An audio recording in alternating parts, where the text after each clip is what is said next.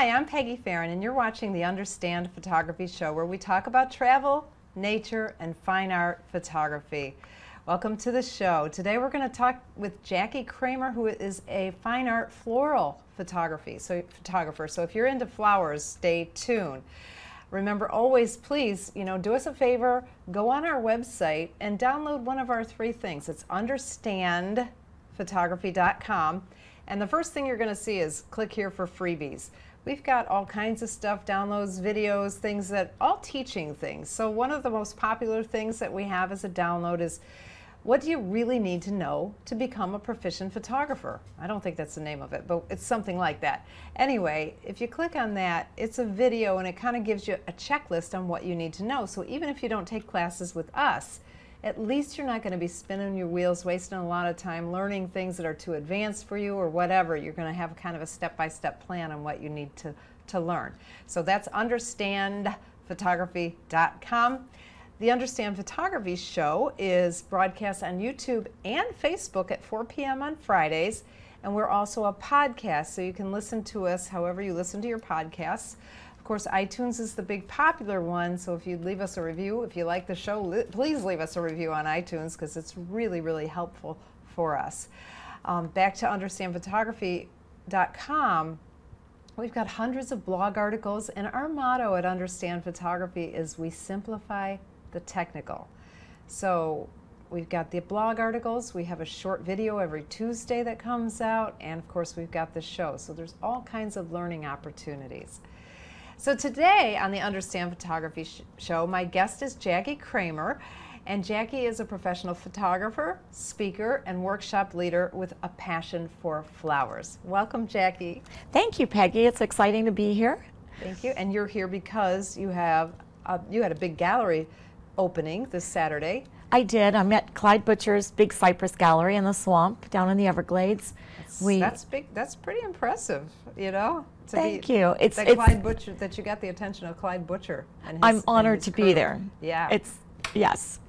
So you had your opening show on Saturday? How'd that go? I did. It was wonderful. I had some people come in from all over, from New York and Pittsburgh, Fort Myers, the Villages, Naples area. So it was very exciting to me to have the support there. And then we did a workshop on Sunday. That's cool. Was it a flower workshop? It is. It was macro, and Okay. so we did a little bit more than flowers. There are a lot of little things, snails and all kinds of leaves and vines and things. It was a part swamp walk and part land tour. And so we studied in the cottage where Clyde and Nikki once lived and raised a family. And then Scott took the folks out into the swamp, and I led them on a land tour, and we learned about shooting small things. And it was very exciting. Yeah. Was that your first swamp walk? Well, actually, I did the land portion, and I didn't go in the swamp. No, but I will one of these days. Oh, yeah, yes. With me, I go deep though. Oh. We don't do those little baby walks at Clyde Butcher's. Do you tread water? Clyde Butcher doesn't do baby stuff either. Well, but no, the but Clyde. walks there, yes. the walks yes. for the public are kind of. Well, Clyde goes out with tame. his camera. So we had a variety of people, all different. All different cameras, all different backgrounds in terms of photography. So it was very exciting to kind of work with a diversity of interests. Yeah.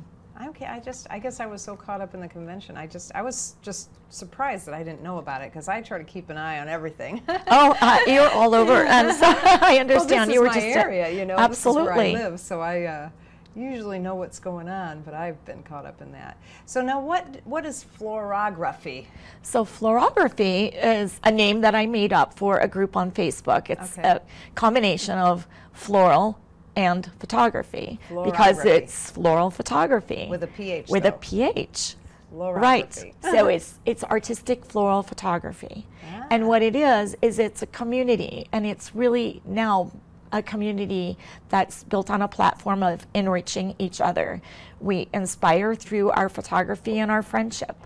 And it all started in May of 2015 when I had taught probably my second or third workshop, and people asked for handouts via email. And I knew that that point, I was never going to remember whose email went with their name.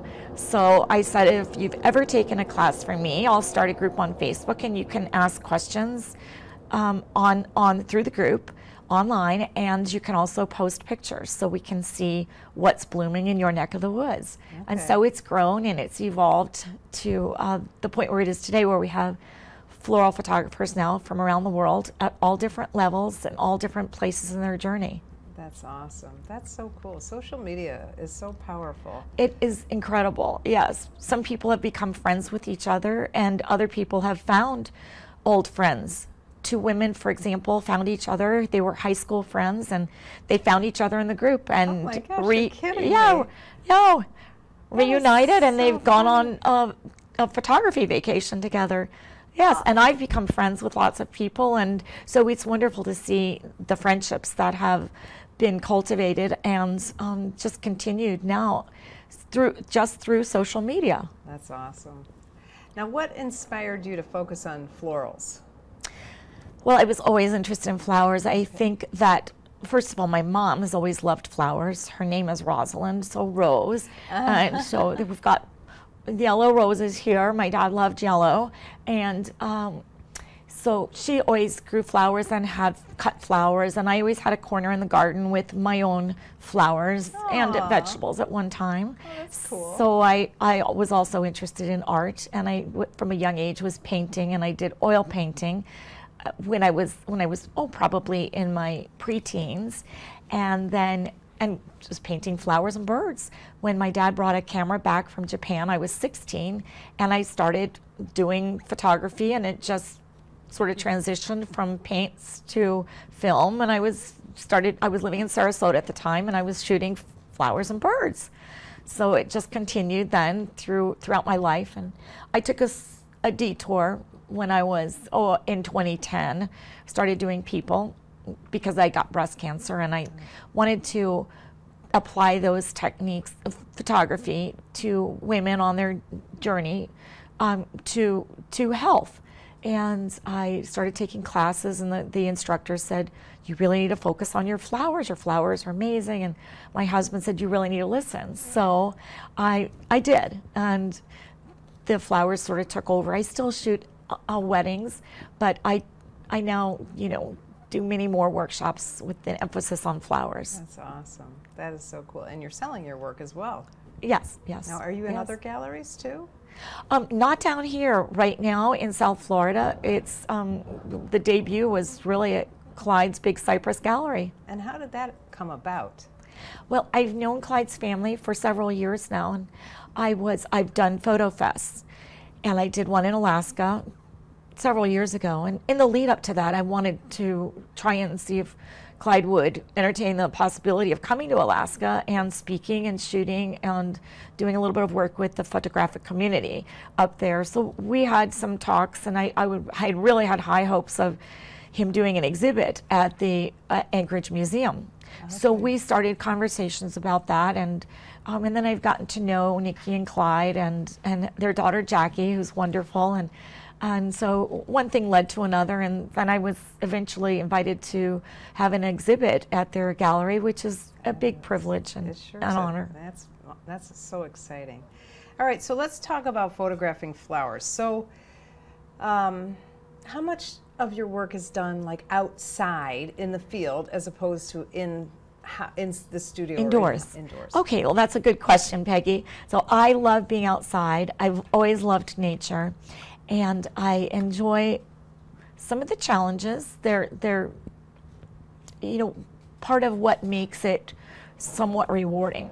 When you can walk away from a windy situation, and when there's not a whole bunch of perfect flowers out there, you've got bugs and you've got heat and sometimes cold weather. I like that, and I like getting out and breathing the fresh air, and it's kind of a discovery. So I do enjoy that, and if I had to choose, I would take outdoors any day over indoors. Okay. I do indoors because for 29 years I lived in Alaska, and so for many months. we can't go outside and shoot flowers. There are no flowers in the There are winter, no I would flowers. imagine. No, not unless you freeze them or you do something a little bit avant-garde. So I bought flowers and I took them indoors, and then you do a more of a studio setup where you have complete control over the lighting and the wind and where you can walk and what your background consists of. So you may put a black or a white board or a science fair panel behind it. You might be able to hang floral or other scarves or fabric, or you could do painting. You might put This is for the background you're talking yes, about. you Okay. could have them on the background. You can put them in vases. You can pick perfect flowers. Yeah. And you can isolate your flowers, whereas in the field, you may not. So I don't use clamps or plamps as a general rule. They become a lot more friendly to flowers, but what I really like are the gear ties. Have you ever tried those? No, what's it called? Gear tie? Gear ties, like gear, and they have many applications. You buy them at a hardware store. Okay. They're wire with rubber on them, and they're small to large. Okay. They're flexible, so you can use them to wrap around apparatus. You can use them to attach a tripod, for example, to a roller bag. Okay. But you can get a smaller one that's lightweight, and you can just bend it and create like a little bit of a hook and pull one flower or some leaves that are errant out of your way, out of your closer to scene. something. Okay. Exactly. And then you just have to remember not to leave them in the gardens or That's the awesome. off the trails. That's awesome. We'll put that in the show notes because that's a great. That's a Gear great, ties. They're the gear tie- most yeah. yes, they're essential. They're inexpensive. And the other tip I would give people is buy a kneeling pad.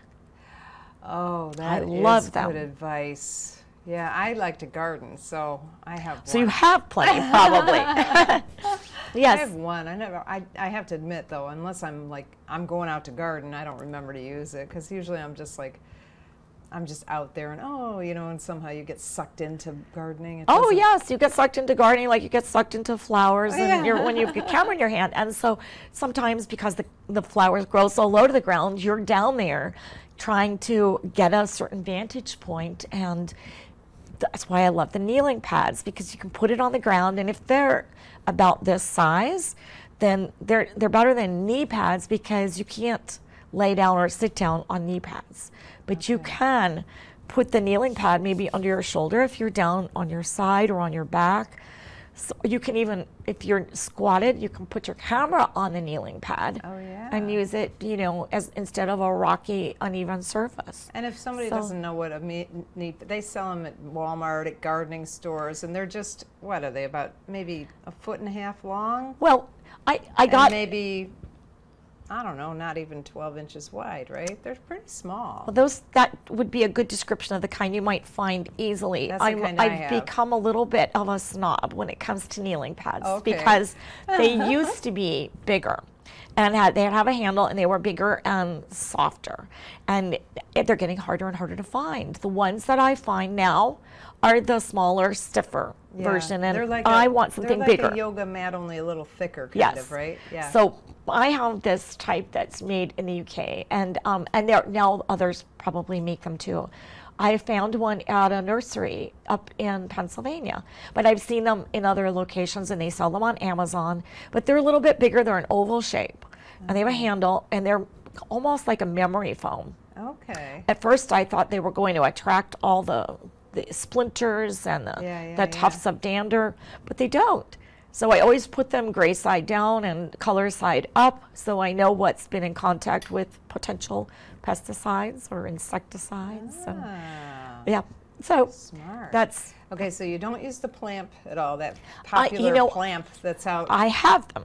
You have. I have them, and now they're a lot more friendly because you can screw them in and you don't really damage the plants as much. So I will use them on occasion, but they're fabulous for anchoring and holding up diffusers or reflectors. So if you have two, Because the plamp has a clamp and it's got like a bendable arm to it, right? yes, that articulates. So I always joke about how one day I want to be an inventor of a hard hat that might not be fully enclosed, where you have multiple articulating arms with clamps that can hold your diffuser and reflector and a little LED light or flashlight and a fan. Somebody's going to steal your idea now. You put it on the internet. Well, I've told people about this, and a friend of mine just sent me one. Somebody did something very similar. Oh or there was a gosh. cartoon with something like that. So, yeah. I've only seen the beer drinking hats. I haven't seen those. Okay, that is a great advice. So to use it for a diffuser or shade or something. So yeah, if you have two, and I'm not a big tripod fan outside, but they do make a great anchor for these lamps to hold up a diffuser. Somebody took a picture of me in one of my workshops with somebody, one of my students, and we were on the ground shooting a Jack in the Pulpit, and up above us we had the diffuser, and so it was a great extra set of arms. Oh, Anchored to my tripod. That's great. Now, what about backgrounds when you're outside? That's a Aren't great the question. backgrounds, can they be distracting? Do you shoot like wide open at f2.8 or something, or what do you do? Well, I use a variety of lenses, and some of my Okay. lenses, such as the vintage lenses and Lens Babies, open to 1 point something. They can go quite wide. So I do go wide. I used to hover around 3.5, but now that I've entered the Lens Baby and vintage lens world, I'll go below that even. So yes, I am quite wide. Now, when you say vintage lens, what do you mean by that?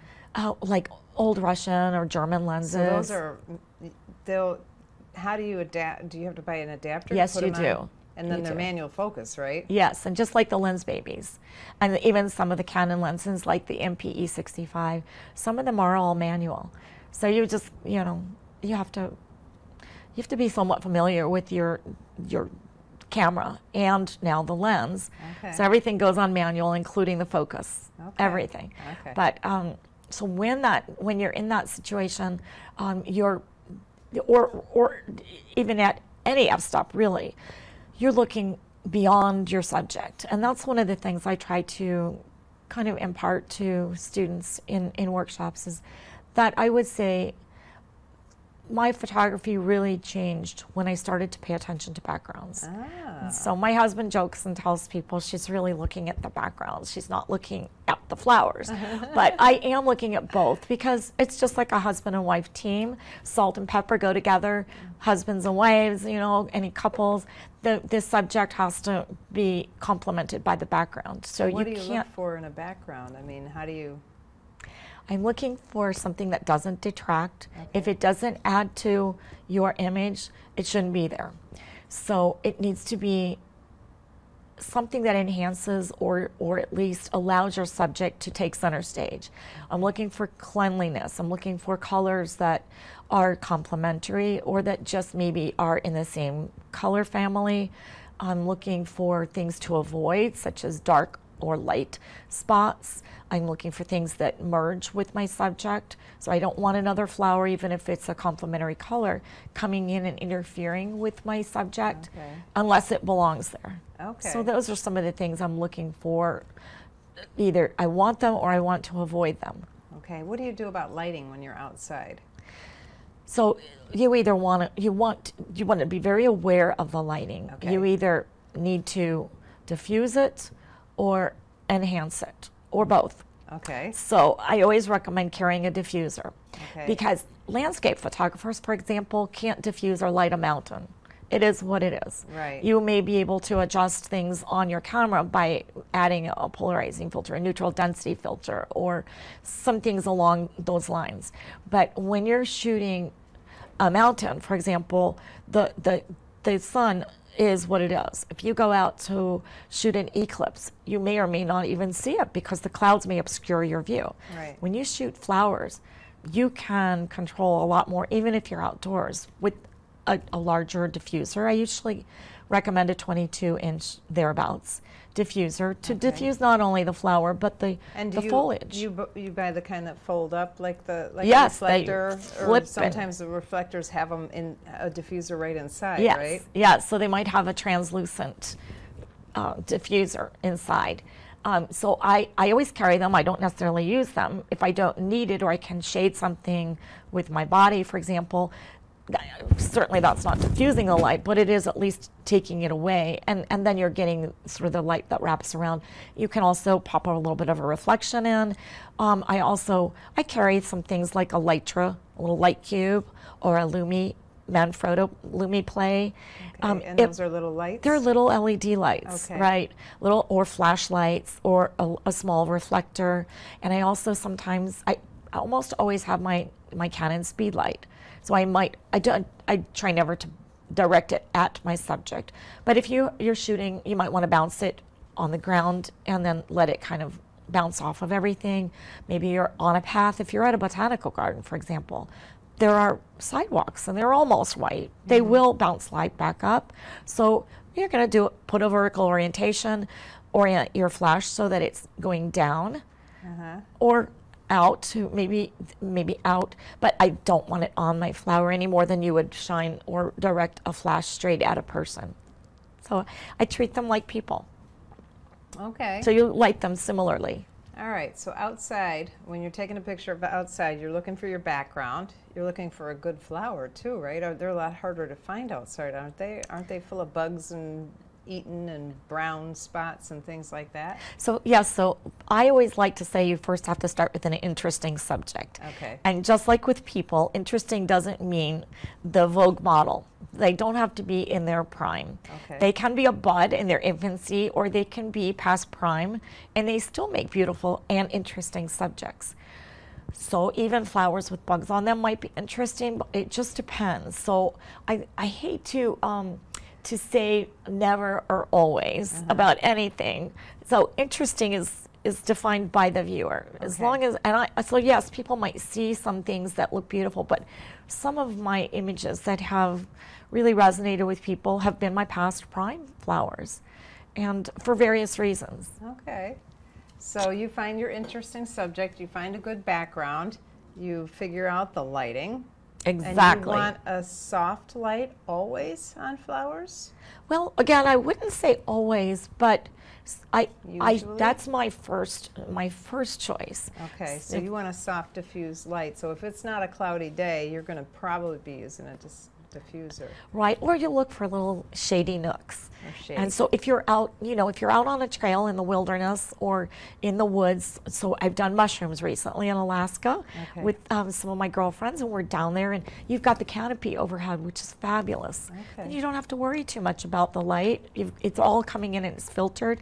I know when I've been to some gardens with friends who are experienced floral photographers, the first thing they notice is the light, and that they'll come out and say, oh, this is a fabulous place. Look at how filtered the light is. And then we can put our diffusers away. We don't have to take them out. But what I love about floral photography, as opposed to the scenics, the big scenic photography or architecture, is we can go further in the day. So when the sun gets too hot, if it does start to shine and we have no little shady nooks, we can pull out a diffuser and keep on going. Okay. Now, all right, so let's talk about inside. So in Alaska, when you lived in Alaska, obviously you were doing a lot of inside photography of flowers. So when you say, you talked a little bit about the background already, so you can change backgrounds, you can put a black background, or you can whatever. How do you light them inside? How do you light the flowers? Because I mean, most people have like yellow, ugly yellow tungsten lighting in their house, right? That's not flattering. Even it's not flattering to people, but it's not flattering to flowers either. I would imagine. I don't know. No. So when I lived in Alaska, I worked for the Environmental Protection Agency during the day, so I really wasn't able to shoot until the evening. And in Alaska, it got dark early. Oh yeah. So, what I used to do was when my husband went to sleep, it was pitch black. I'd go in the kitchen and I'd set myself up, and I either used a black Science Fair board or something else. What I discovered one day early on was I started doing light painting. I didn't want to turn the lights on because you're right, it wasn't very flattering to the flowers. I started buying little lights, and so some of those are already mentioned. I mentioned the Manfrotto Lumi Play, and now I've got the Lytra. I also had flashlights, lots of different flashlights, and sometimes I had 5, 6, or 7 lights set up, or I moved the light and I started light painting. So one day I decided, I didn't have the Science Fair board.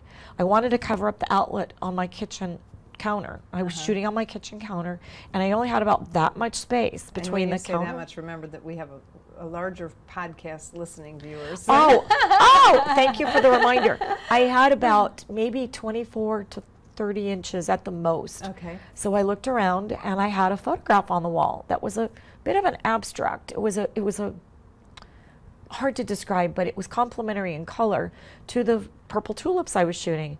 I took it off the wall and I stuck it right back in there, and it fit perfectly between the top of the counter and the bottom of my cabinet. And that was one of my best-selling pieces. So the background was so cool. The background. And you blurred it out though, right? Or it's somewhat blurred, but I could only get so far away. So it was interesting because a lot of people asked me about that background. And so I started to, think about scarves and paintings and a variety of things, and then even putting gels on speed lights or little flashlights that you could set up, and maybe you have 3 different color gels, 2 different color gels. I've used Philips Hue lights where you can vary the color of the light themselves, and I bounce them off walls. It's very hard to describe, but it was almost like a playground with lights. Oh my gosh. And then you could buy flowers, and you could pick a perfect flower and work through its entire life stages. Now, what do you put it in, a vase usually, and so it's standing up, and then I do like that? Okay. Yes, I have a whole collection of vases. More than my husband would like me to have. I have a whole slew of perfume bottles that I use for small flowers. Oh, I love that. That's a great idea. It's fun. When I started, if I go places, I love going in little knick-knack stores, antique and consignment shops, and I'll come home with a vase or 2. And because I have so many, nobody notices when another one pops up. Nobody being the husband? Yes. Now, we've got some good thrift stores here in Naples. You do? Oh, yeah. I think I have a few of those little perfume bottles that originated here. Something you must do while you're in Naples. Absolutely. Hit those thrift stores and consignment stores, because we've got some really good ones. You do. You have some of the best.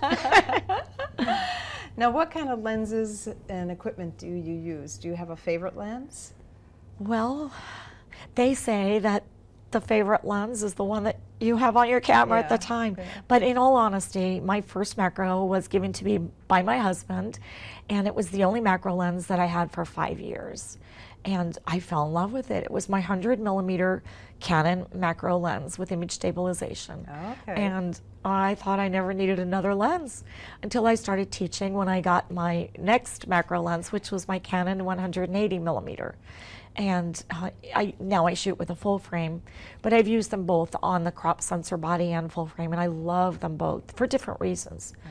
I like the 180 because if I'm far away from my subject, it gives me more reach. I can shoot through things, and I can do that with the Canon too, the Canon 100. And then I entered the world of lens babies. I had one of the earlier lens babies, but more recently I've added to my arsenal, and I have a variety. I have both the Velvet 56 and 85, which give you a glow, and then I have some of the lens babies that tilt around the axis of your camera body, the Sweet 35 and 50, and I have one of the edges, and then I have the newest Sol 45. And so those are all a lot of fun. I guess you like lens babies. How many was that? Yeah, I lost count. And then I have some vintage lenses. I like the Helios. That's probably my favorite vintage lens. And but I also Helio is Helios. It's Helios. Okay. It's I think it's an old Russian lens. And how There's do you several. find those on eBay? I get them on eBay. Okay. And then the Trio Plan, which I don't have yet, but it's on my bucket list. The what? Trio Plan. Trio? T-R-I-O Plan. Trio Plan. Yes. That's another lens brand? It is, and they've been around, yes. So yeah, so I mean, it's just fun, but I really don't. I don't really recommend that people go out and buy a bunch of lenses. I was gonna say that. I think I enjoy it, but really it's overwhelming. When I go out to shoot. If somebody was just starting off as a floral photographer, what would be the best lens for if they only had one lens? 100, somewhere between the 90 and 105mm focal length is the recommendation. Macro. Macro, absolutely. Okay. Yes, there's different things that you can do to approximate a macro you can, you know, use extension tubes or diopters or put lenses on backwards, but Just get I one think good lens. why just get a macro lens Yeah. if you're really going to do it. If you're not and you just want to dabble in it or experiment, rent a macro lens. Yeah, it's There's so easy so to many. It's rent lenses easy. now. Yes, it's affordable and easy, and you put it on and it's on your camera body, and that will really give you, nothing approximates a macro lens like a macro lens. Yeah, that's Right. good. That's good advice. And you can buy used ones. You can buy used lenses. A lot of people are selling equipment because they're going to mirrorless.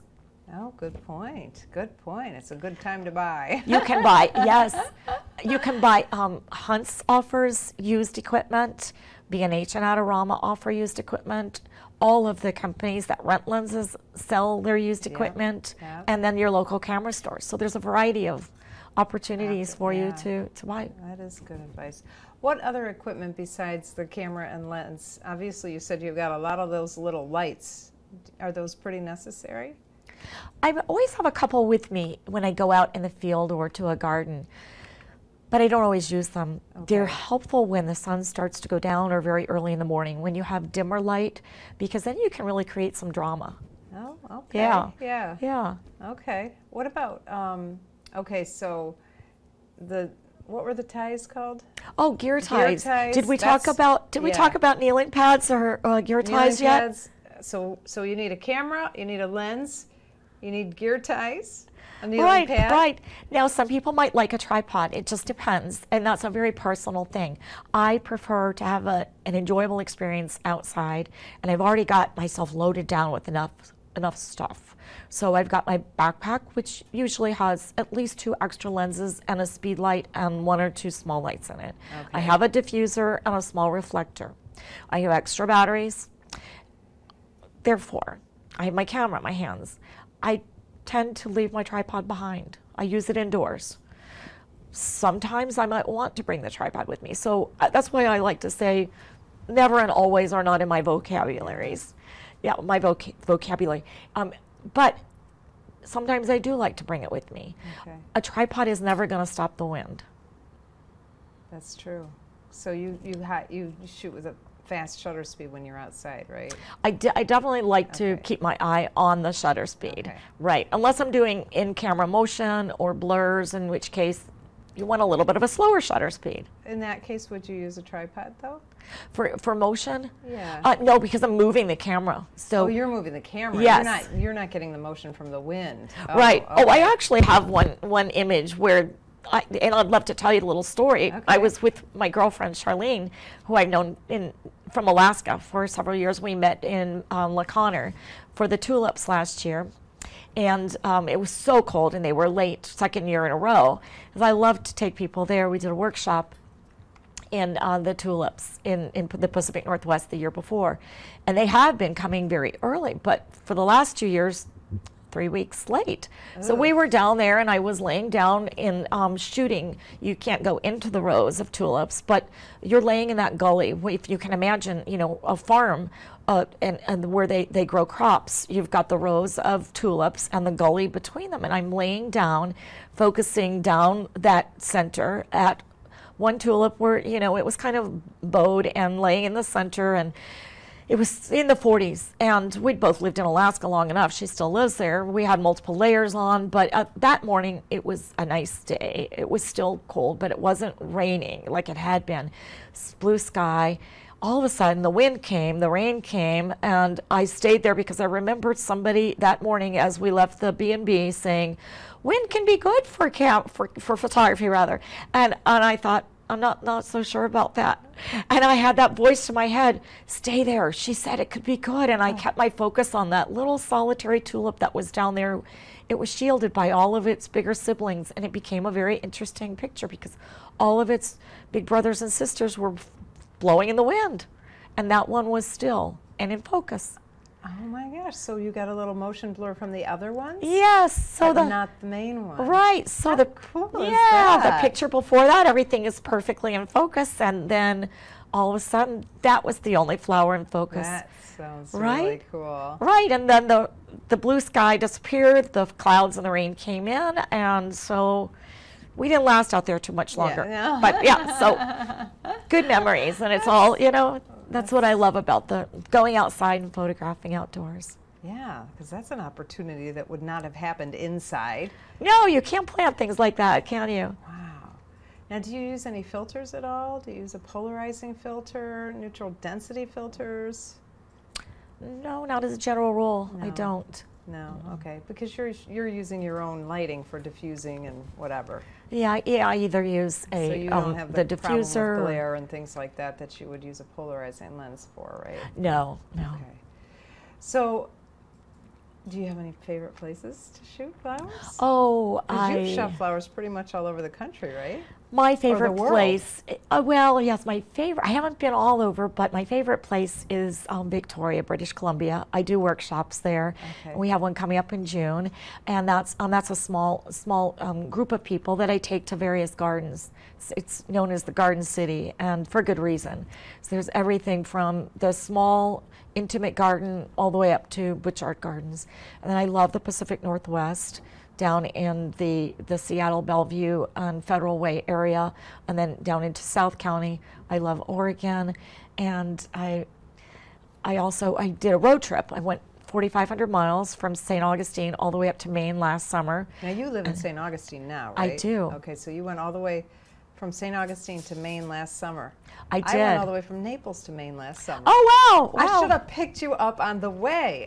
Oh, I had a great time. So I shot along the way at probably 20 gardens. I loved them all. How Did was you go to cooking out. Longwood Gardens? I did. I've never been there, but of course, I mean, that's the garden you always hear about. Oh, it's exciting. Yes, I'll be up there for the Chester County Camera Club in April, on April 24th. And then I've got 2 workshops back to back on the 25th and 26th of April. And then I'll be back for the Out of Chicago, Out of Longwood workshop in August that I'll be one so of the you'll presenters be- for. Oh, so they have one right there. They Okay. do, yes. So they travel out of Chicago, and they'll be doing, they go to various places, as you know, right. because I know Chris was here. So we'll be in Longwood in August. So I'm excited about that. And then I loved Chanticleer, but I really liked the garden in Maine, the Coastal Maine Botanical Garden. And then from there, I took a little hop over to Toronto and did the Toronto Botanical Gardens and had a workshop there, and then the Royal Botanic Gardens in Hamilton. So I like it there too. And then I'll get a little bit spread out a little bit throughout the country, and maybe pop over to the UK. And I've got people in my florography group all over the world, so I'm excited to see. I saw a lot of them on my trip up, and I'll eventually make it over to the UK and down to Australia is my hope, and New Zealand. Now, what about, have you been to Texas for the bluebells? I actually used to live in Texas. So you've seen those? The bluebonnets, I've seen yes. Bluebonnets, that's what they're Yeah. called. Oh my gosh, I've seen so many pictures. They look amazing. They are amazing. I haven't been back recently, but yes, they are incredible. They remind me of the lupins in Alaska, just growing. Is that how they are in And Alaska? well, in some areas, and also the fireweed that just kind of grow and give you a beautiful That's in foreground. Texas? The fireweed. Well, I don't know was in what Alaska, firewood is, and weed is.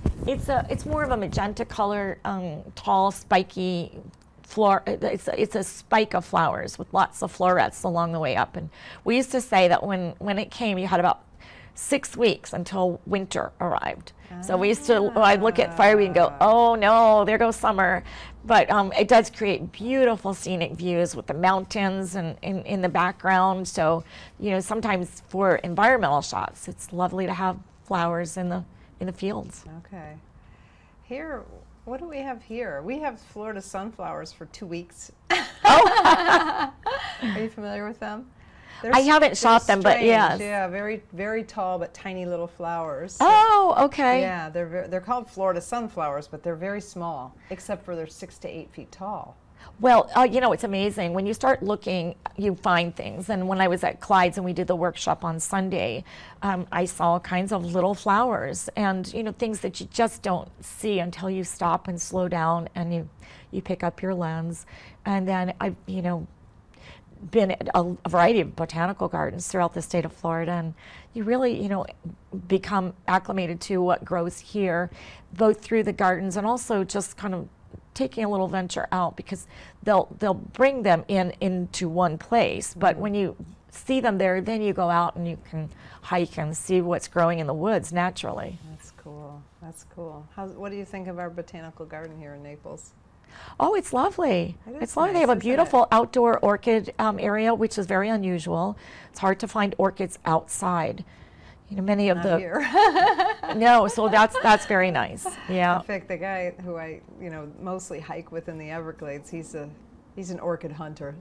And he just goes to take pictures of them. But Oh, we go deep, to find the ghost orchid or whatever. The orchids, Right. most of them are so they're tiny. tiny. Yeah, but they're fun it gives you a purpose to be out there hiking, Absolutely. And you never know what you'll find along the way. Yeah. And he likes all the little snails. We've got some really pretty snails. Aren't they out there. beautiful? Yeah. They have the spiral, so it's something that, Yeah. all photographers kind of key in on right away. All right. Now, so you're using the lens babies, and now how do you use selective focus? How do you decide what to focus on a flower? Well, I liken flowers to people, and I just like when you shoot people, you've got to, I think, first know a little bit about the flowers. Okay. And so I like to know somebody's personality and maybe a little bit about what their dreams and aspirations are, and incorporate that into the image. Maybe it's a determining factor of where you take them, where you shoot them. Are they happy and energetic and exuberant, or are they a little bit more demure? Is it a couple? So am I going to shoot a flower with other flowers, like a family? Does it grow like the sunflowers with other flowers, or like the tulips with other tulips? And if that's the case, maybe you shoot a group, like a community. If it's a little bit older, maybe it's a little bit more somber. Maybe if it's a flower that's kind of hanging down, it's got more drama to it. So I like to kind of know a little bit about the flower. What kind of conditions does it grow in, and what is it like, and how can I incorporate that in the image? Okay. And so that kind of determines what I'm looking for and where I focus and how I light it. Now, what about, I think about a hibiscus, of course, is a very popular flower down here, and it has and I'm so bad, I'm going to make a fool out of myself The here. pistil and the stamens. Thank you. Yes. I can't remember what they were called, Uh-huh. but it's very long. It is. So if you're using a really shallow depth of field, you're not gonna have much of the flower coming out, right? So are you in that situation? Would you use a F8 or something to try to get the flower sharper? Or? Well, I'm not trying to be an accurate I'm not trying to be a botanical photographer. There's utilitarian and documentary and then creative. And I would say I'm in the creative realm. Okay. So I might decide I want only that pistil in focus. If I'm using a lens baby, which I've done before with a hibiscus, I might just shoot the end, those little velvety red, the pistil at the very end. In other cases, maybe I want to focus on the front and then various distances away from me all the way to the back of the flower, and then bring it together in Photoshop. So you use the focus stacking in that case? I blend them together. So You I blend might, them. yes, and it's a little You bit blend them in using masks Photoshop. or using Yes. blending modes? using masks Okay. and at various blending modes, but usually a normal blend mode. And you have to, yes, it's kind of like what the focus stacking process does in Photoshop, but you just do it manually. You're doing it manually. You're not using any focus stacking software. No, but I have used Photoshop for focus stacking. But How do you do it in photo? Is it easy to tell me? Sometimes Photoshop's not easy to explain in a podcast. in simple terms, it's a little bit of a painstaking process, but you do use layers and masks. And Well, that I would know. That I yeah, understand. yeah, and so But if they have a focus stacking, they don't have a focus stacking like an automated thing, do they, in Photoshop? I don't know. well, yes, but if you're not on a tripod and you're trying to put it through focus stacking, you better be really still and somewhat aligned. It will overcome small movement, but that's why I'll paint things in. So, for example, I might shoot a leaf. If people can see a leaf here, for those of you who are listening, you might not see this, but a leaf might be further away from me or closer to me, and I might focus on that. Maybe I'm going to focus on the tip of the leaf, the center of the leaf. I'm not trying to be perfect. Then I might focus on some of the petals that are closest to me and then moving further away. And I do that. Whether or not I use that eventually is up in the air. Right. But I have it okay, in so my you just have Lightroom different catalog. Okay, that's really really good advice. So when you're taking the picture, do you know what it's going to look like at the end? No, No. I almost always don't. So you take the picture and then sometimes you pull it into Photoshop. And do you use Lightroom as well, or do you? I just do. use- Everything goes through Lightroom. Okay, so you And- start in Lightroom, Right, and some things end there. and sometimes you play around in Lightroom, and sometimes you pull them into Photoshop to Yes. do masking and things like that. Exactly. And you don't have a clue, basically, like, oh, this Well, I is might have a pretty. clue. You have a clue. I You have a clue. But you start fooling around and like, oh, I think this would look better sharp. I think this would be better if I used a different blending mode. Or do you change the color ever? Oh, rarely, but I will change backgrounds on occasion. So, for example, in the exhibit at Clyde's Gallery, I have some images that are just the way they were shot. Okay. Okay, they went in and out of Lightroom, and all I really did was I replicated what the old-fashioned laboratory would have done with an image where I processed it in Lightroom. Okay. Now, but then I have others where I've completely changed the background. And did I know I was going to do that? No. Sometimes I do if it's a particular orchid or flower, and I can't pull it away. I can't get far enough distance between the flower and the background. But I love it so much, I'll shoot it and then later decide if it's something that I really like well enough to change out the background. And then I start getting creative. And what I usually do, Peggy, is I shoot backgrounds Okay. everywhere I go, everywhere. So I might shoot the Buddha statue, for example, at Kanapaha in Gainesville. And it might become a background. So it is a background in my Abutilon, the flowering, is it sugar maple? So it's a background. I might So shoot. what do you do? Put them in Lightroom and just keyword it as background?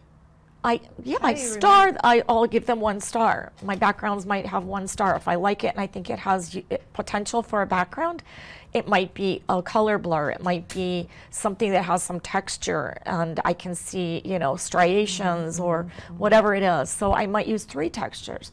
But I really feel like I like the concept of bringing the textures or the backgrounds in with my flowers from the same location. So if I'm I shooting see. a So wildflower.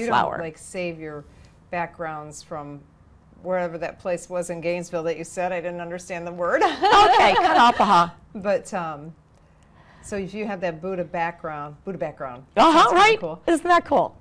You wouldn't use it 3 years from now on a different picture. Well, I might, but I'm not don't that usually. organized and set up. No, No, I'm I not either. really, That's why I was going to be impressed. no, good case for continually shooting and building up your current library. So I really like them to have that DNA of the place where I shot them. So if I'm doing a wildflower, I might use something from that particular area. Like I have some monkshood that I shot in Denali, and it's a wildflower. The background of that was, don't laugh, in Eielson Visitor Center in the park. There's a big round topographic relief map of the mountain range. Okay. And you can see the snow-capped mountains and the lit trails.